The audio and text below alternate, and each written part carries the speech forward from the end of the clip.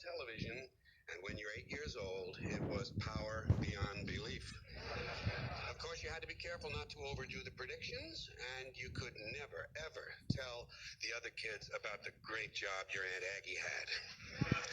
Now, having somewhat successfully established my press credentials, and because you and I have at least one thing in common, which is that all of us deal with language all the time, I thought it might be nice today for me to come to you with some of my language complaints.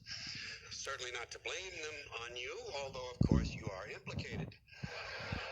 And not that you can help it. I mean, the problem is really with the people you cover, the politicians, the celebrities, and the lawyers. And although their level of insincerity is astonishing, it's still kind of fun to hear them talk. In particular, it's fun to listen to Washington talk. Whenever the issue of term limits comes up, I always tell people the only term limits I'm interested in would be to limit some of the terms used by politicians. They speak, of course, with great caution because they must take care not to actually say anything. Proof of this, according to their own words, is that they don't actually say things, they indicate them. As I indicated yesterday, and as the president indicated to me, but sometimes they don't indicate, they suggest. Let me suggest that as I indicated yesterday, I haven't determined that yet. See, they don't decide, they determine. If it's a really serious matter, they make a judgment. I haven't made a judgment on that yet. When the hearings are concluded, I will make a judgment, or I might make an assessment. I'm not sure. I haven't determined that yet. But when I do, I will advise you. They don't tell, they advise. I advised him that I had made a judgment. Thus far, he hasn't responded. They don't answer, they respond. He hasn't responded to my initiative. An initiative is an idea that isn't going anywhere.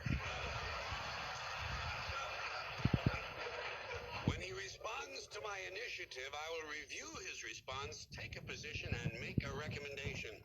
See, they don't read, they review, they don't have opinions, they take positions, and they don't give advice, they make recommendations. And so, at long last, after each has responded to the other's initiatives, and each has reviewed the other's responses, and everyone has taken a position, made a judgment, and offered a recommendation, now they have to do something. But that would be much too direct.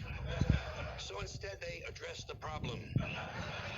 We're addressing the problem, and we'll soon be proceeding. That's a big activity here in Washington. Proceeding. They're always proceeding or moving forward.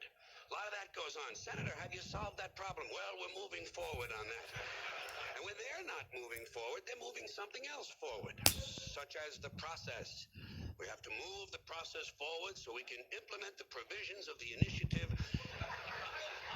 in order to meet these challenges. No one has problems anymore. Challenges. That's why we need people who can make the tough decisions. Tough decisions like how much soft money can I expect to collect in exchange for my core values?